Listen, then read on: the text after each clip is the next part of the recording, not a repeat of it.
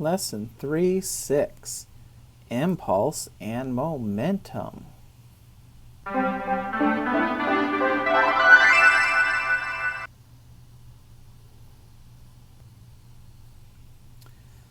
Often the force acting on an object being hit is not constant. So we're talking collisions, things hitting each other.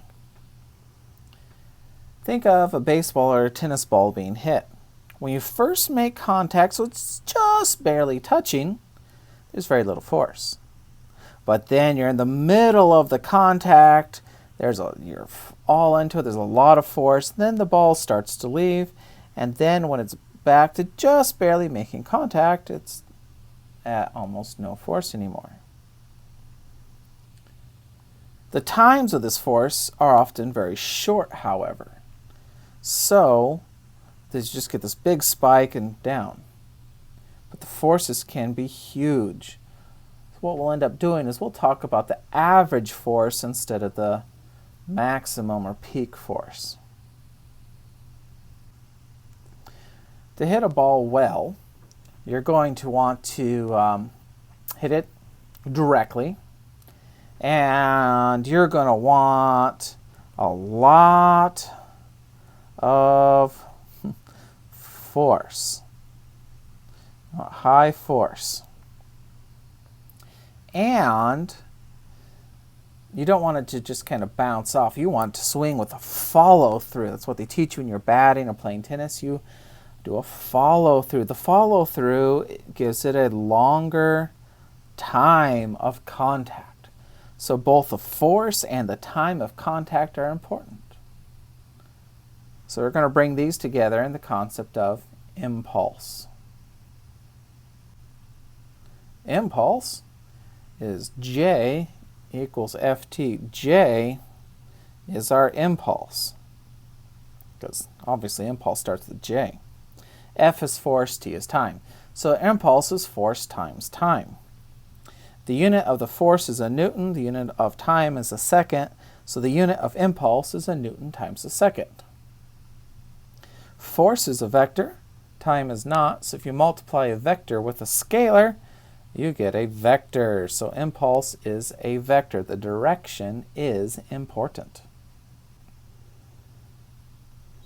So, how do objects respond to impulse? Well, if there's a larger impulse, then there's a larger response. That response will give you a higher final velocity. However, we know that if there's a big mass or a lot of inertia, it's going to take more to get it to move. So a large mass would give it less velocity. So both mass and velocity play a role in how object responds to impulse. So this idea of mass and velocity we're going to call linear momentum. P is our momentum, and then M and V are mass and velocity. So momentum is mass times velocity. Newton described this as the amount of motion or amount of movement. As you know, we know things about momentum. If you are playing football and you've got a really big guy coming at you, a really little guy coming at you, it's going to be a lot easier to block the little guy because he has less momentum. The unit would be kilogram meter per second because the unit of mass is a kilogram. The unit of velocity is meter per second. Velocity is a vector. Mass isn't, so a vector times a scalar is still a vector, so momentum has direction and is important when we talk about collisions. So momentum is for collisions. When we're doing collisions, we talk about momentum. Momentum for our collisions.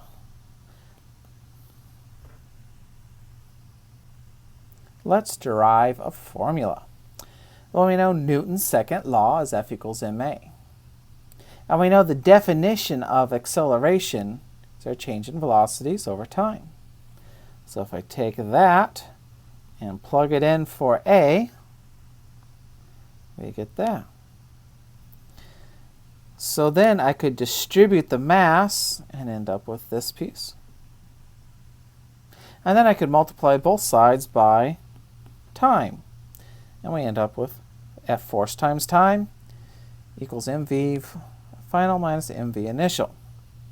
So we had before, force times time is impulse.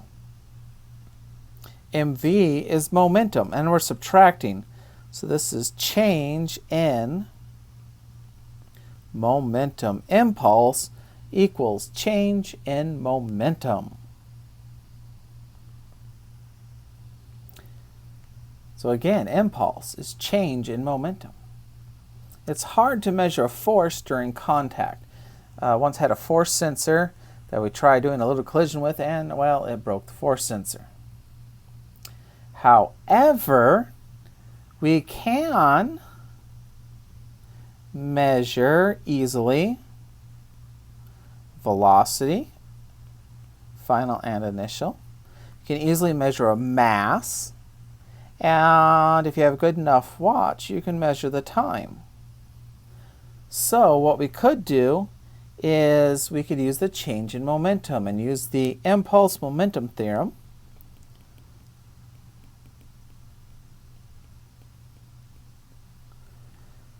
Because we can easily calculate all of that, or measure all that. We can measure our time, and then just solve for our force. But it would be an average force, but that's still pretty good. A baseball with a certain mass and initial velocity is hit.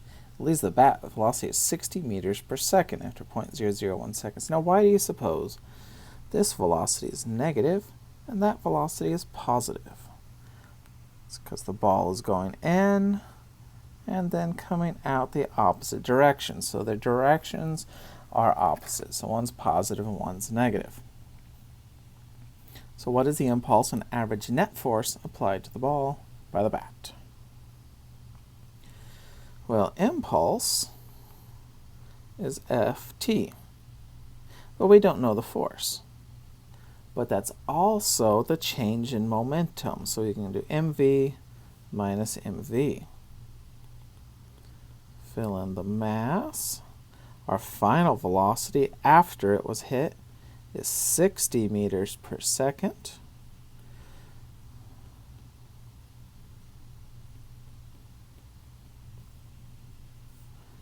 And our initial velocity is negative 40. The negative is important because the direction is important. And that gives us 14 kilogram meters per second.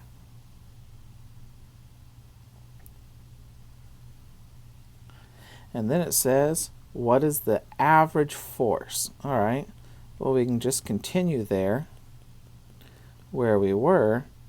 But the time, it says, was 0.001 seconds. So if we divide by that time, we get a whopping 14,000 newtons. For the average force, the peak force will be higher than that. That's a lot of force. A raindrop hits the roof of a car at negative 15 meters per second. It's negative because the raindrop is coming down. So that's our initial velocity right before it hits the rooftop. After it impacts, our final velocity is going to be 0. Because it's splattered all over the place. The time of the impact is 0.01 seconds. What's our average force? Well, we know we're looking for force. We have time, velocities, and mass. So that means we could use impulse momentum.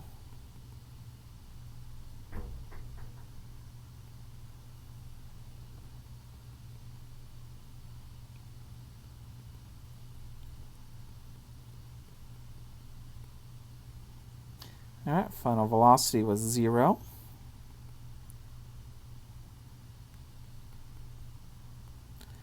Our initial velocity is negative 15.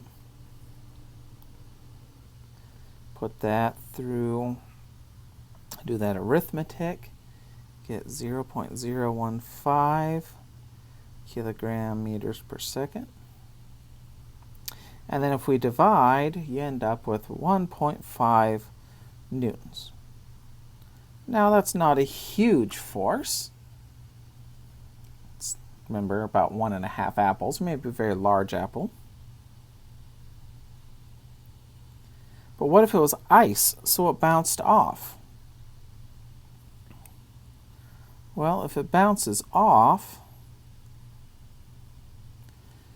well, let's see. This time, our final velocity is going to be 10. Now, it'll be positive 10 because now it's going up. Let's run the problem again.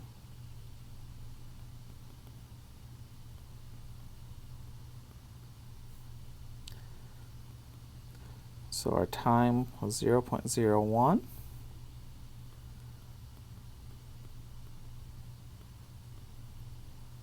Our final velocity is 10. Our initial velocity is negative 15. The right side, if I run it through the calculator, I get 0.025. Divide, and we get a force of 2.5. Again, that's not a horribly large force, but it is larger. That's why when you try to catch, say, a baseball barehanded, you move your hands with the ball so that the final velocity after you catch it is in the same direction as the ball. So you aren't actually slowing the ball down as much as if it hits you and just bounces off the other direction. So if you can absorb so that the final velocity is less, it'll be less force if it's the same amount of time. Read lesson 8.3 out of your textbook for tomorrow.